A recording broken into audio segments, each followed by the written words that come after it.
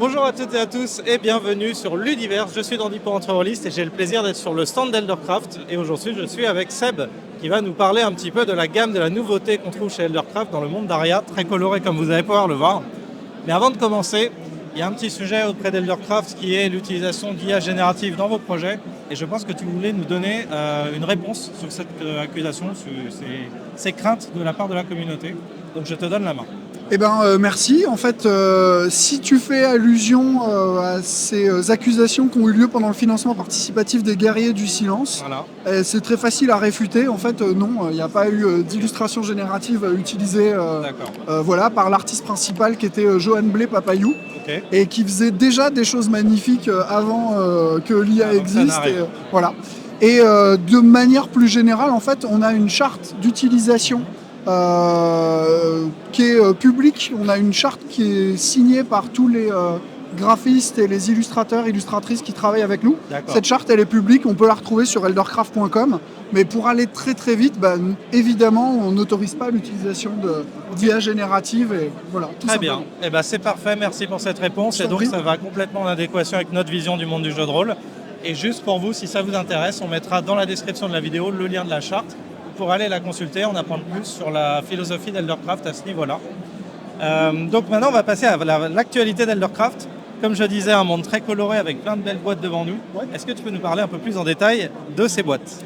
Alors, ce que vous voyez ici, ce sont des exclusivités, puisque les nouvelles contrées seront commercialisées au mois de juin. D'accord. On a également le Codex Sexualis, qui est le premier jeu de rôle sur le thématique de la sexualité. D'où le nom et les images évocatrices, comme pourra vous montrer notre caméraman. Absolument. On y voit quoi exactement dedans ? Le Codex Sexualis, ouais. Alors c'est un ouvrage qui est réalisé par une team qui est quasi exclusivement féminine. D'accord. Il n'y a qu'un auteur dedans qui est très lié à l'actuel play de Game of Roll. Parce que la personne qui est à l'initiative de ce projet, justement, c'est Clémence Boyer, qui est une des joueuses de Game of Reroll. Okay. Et en fait, l'idée, elle est un peu liée au monde d'Aria, parce que dans les saisons 1, 2, 3 de Game of Roll, il y avait un personnage qui était joué par l'âme UA et qui avait la mœurs un peu légère. Disons que voilà, il était un peu père de nombreux enfants sur le continent d'Aria. Exactement. Telle fois qu'il a disbandé partout. Et en fait, je pense que c'est un peu parti de ce constat qui est qu'une nuit à l'auberge derrière, en vrai, pourrait avoir des conséquences dans le jeu de rôle. Parce qu'au même titre que quand tu te pointes dans une ville et que tu décides de dézinguer le garde parce qu'il ne veut pas te laisser passer, la philosophie de Game of Roll, ça va être de te faire rencontrer 2 jours plus tard une petite fille esselée qui va te demander de t'embaucher pour te faire visiter la ville. Tu vas dire d'accord, tu vas t'attacher à elle, et puis quand elle va te raconter son histoire, elle va t'expliquer qu'en fait son père il était garde et il a été tué par des mecs violents. Ouais. Et là, tu vas te dire, ok, je suis face à mes actes et mon Dieu, qu'est-ce que j'ai fait ? C'est une solution pour te mettre vraiment en confrontation à tes choix lors d'une partie de jeu de rôle. C'est vraiment la philosophie de Game of Rollaria, c'est de toujours placer le sillage que laissent les joueurs derrière eux devant. Et c'est un jeu qui est complètement positionné sur le fait que ne réglez pas tout par la violence. Ouais. Quand on a un marteau, on a tendance à considérer que tous les problèmes sont des clous. Ouais, le problème d'une classe de jeu de rôle, c'est que c'est souvent une classe qui définit comment tu te bats avec tes pouvoirs et tes sorts. Mais en réalité, dans un jeu de rôle, on peut faire tellement d'autres choses que de lancer des boules de feu que voilà. Un HM. Donc, en fait, le Codex Sexualis, c'est un petit peu ça. C'est-à-dire que pour reprendre cet exemple, peut-être qu'un jour, il y a une femme qui va venir te trouver avec un enfant dans les bras et qui va te dire, tu te rappelles cette nuit à la taverne, je te présente ta fille. Ok, d'accord. Et après, au-delà de ça, l'équipe s'est aussi amenée à... alors, il y a un petit côté un peu planning familial, parce qu'elle s'est aussi intéressée au sujet de comment on va traiter la contraception, comment on va traiter les MST, comment on va traiter l'avortement, enfin, tu vois, des sujets qui peuvent être durs et assez deep. Ouais, ou renvoyer aussi à des ouvrages comme Sorcière de Mona Chola, qu'en parle, tu vois, de manière réaliste. Là, il y a une transposition jeu de rôlistique à ces sujets-là.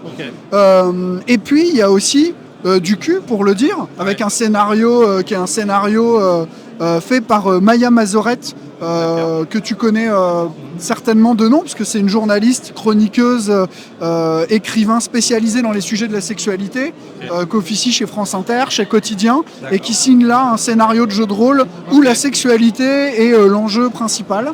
Voilà, pour présenter cet ouvrage original qui peut complètement être intégré dans tous les jeux de rôle médiéval ou fantasy comme D&D.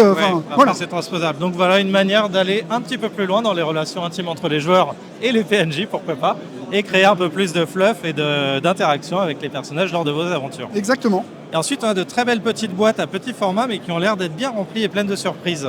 Alors, est-ce que tu parles de Elder Quest qui correspond à cette définition ? Tout à fait, ça me semble être la bonne def. Alors, Elder Quest, c'est un projet qui est actuellement en financement participatif. On mettra le lien également dans la chaîne, dans la description. Merci beaucoup.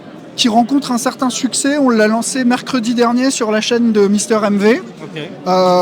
Aujourd'hui, on a vendu un peu plus de 2000 coffrets. Bravo. Donc, je suis content que le... Ouais. Et après, je suis content et en même temps, on a tout fait pour parce qu'on est vraiment sur une offre qui est du jamais vu dans le jeu de rôle. On propose des coffrets de jeux de rôle collector qui sont clés en main. Donc à l'intérieur, il y a un ouvrage de jeu de rôle avec des règles, avec un scénario, avec la possibilité, pourquoi pas, de créer ses propres scénarios et ses propres personnages. Mais l'enjeu premier, c'est vraiment de proposer un one-shot qui a été creusé, qui est allé au maximum de ce qu'il a à offrir. C'est blindé de matériel, il y a un écran de jeu, il y a des dés, il y a des fiches de personnages, il y a des aides de jeu. La fab est hyper élégante parce qu'en fait ils sont déguisés en grimoire, donc quand on les prend en main on a l'impression que c'est un bouquin et en réalité c'est un coffret avec une fermeture aimantée. Enfin vraiment, on est sur un truc qui est très upmarket et pourtant en termes de prix il coûte 30 balles. Ok, donc ça reste dans un prix abordable. C'est pas abordable, c'est du jamais vu. Enfin, je veux dire, il n'y a pas d'équivalent. L'initiation entre guillemets, on trouve vraiment ce prix-là. Et donc tu es un peu à la frontière entre le jeu de rôle et le jeu de société où tu introduis facilement une nouvelle mécanique de jeu et un nouvel univers avec une quête et pas mal avec de matériel en plus. Une couette sous le lit en fait. J'ai fait une couette, une quest et donc du matériel en plus. Comme dans les jeux de société, j'imagine des cartes, peut-être des dés, des choses comme ça. Oui, absolument. Il y a des dés, il y a beaucoup d'aides de jeu et il y a un système qui est commun à toutes les boîtes de jeu parce que notre approche, c'était d'arriver à proposer une alternative un peu soirée cinéma. C'est-à-dire que moi, je suis très intéressé par les discussions que j'ai avec le tissu associatif et les comportements de nouveaux joueurs qui rentrent en club de jeu de rôle. C'est souvent des gens qui savent déjà à quoi ils veulent être initiés. C'est souvent Donjons et Dragons. Et je les comprends, c'est un pur jeu. Moi-même. Visuel, du background. Voilà. Mais du coup, ces gens-là, en général, s'embarquent dans un tunnel où pendant 2 ans, ils vont faire que du D&D et rien d'autre.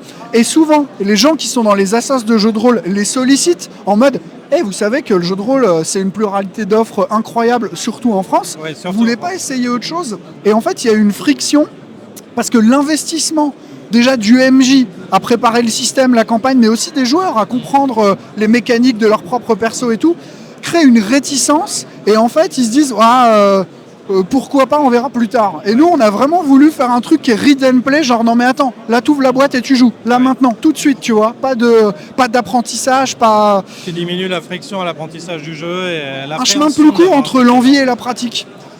Parfait pour limiter ce temps d'hésitation, c'est excellent. Voilà, donc en fait c'est ça qu'on a voulu mettre en place, c'est vraiment une approche genre jeudi soir, on va jouer dans un monde de dark fantasy hyper dark, type Berserk, Elden Ring, et on va vivre une aventure qui sera certainement traumatisante et très sombre. Et puis jeudi prochain, on se fait un jeu de rôle simili Harry Potter où on est des jeunes étudiants dans une académie de magie et contexte complètement différent. Voilà.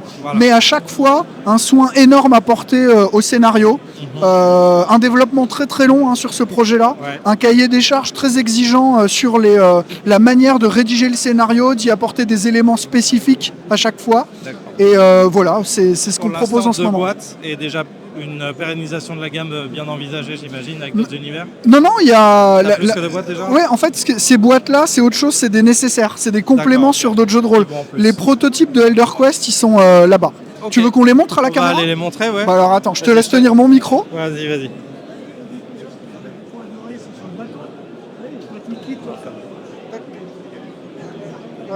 Vas-y, je te...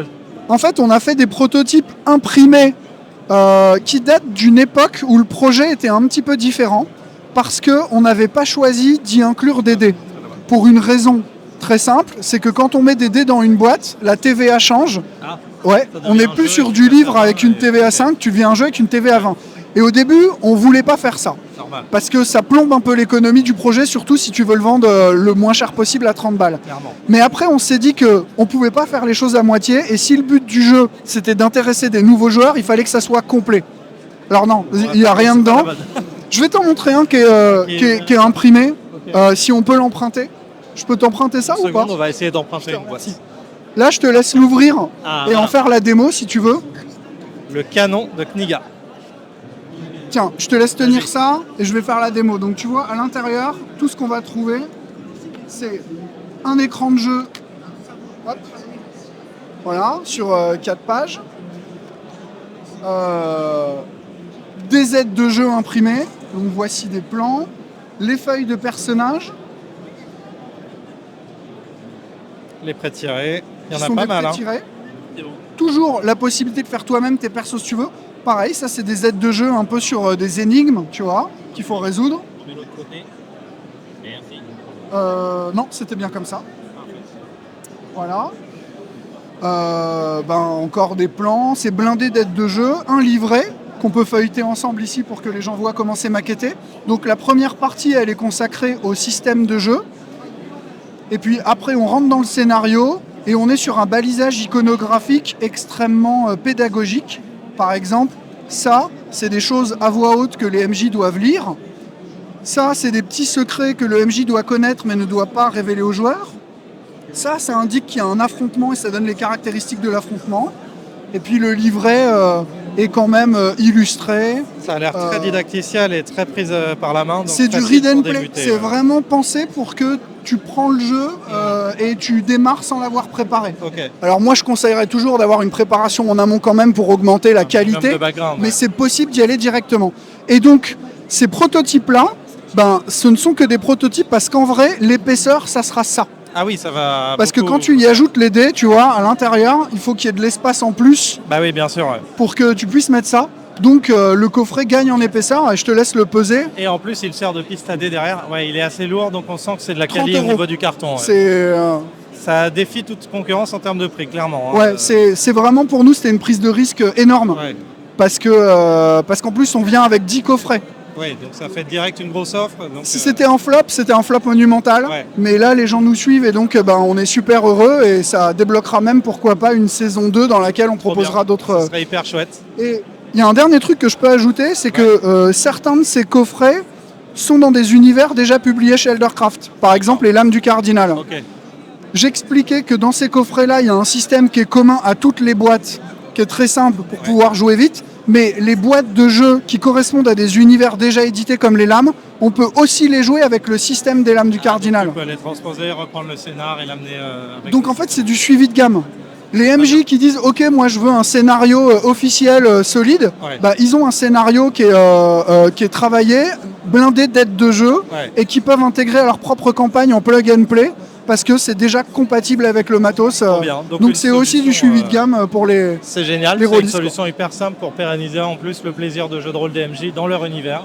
Donc c'est une super bonne idée. Franchement, félicitations pour l'innovation. Merci de ton intérêt. Je suis content que ça marche sur Game on Tabletop et j'espère que ça va aller encore plus loin sur le reste et qu'on verra encore plus de coffrets derrière. Moi aussi. La campagne se finit le 13 mai et en exclu, très rapidement derrière, on va proposer une autre campagne incroyable. Là, l'été va être fou. Pour l'instant, on n'en parle pas parce qu'on est tous focus sur ElderQuest, mais je vous emmène en enfer juste après. Oh. Lancement le 6-6-6 évidemment. Il n'y avait pas meilleure date pour ce que tu viens de teaser. On va regarder ça avec beaucoup d'intérêt. Merci beaucoup Seb pour cette présentation. C'était très chouette et très complet. Messieurs, dames, amis rôlistes, je vous dis à très bientôt. C'était un plaisir de vous avoir. C'était Dandy pour Entre Rôlistes sur le Divers. À bientôt.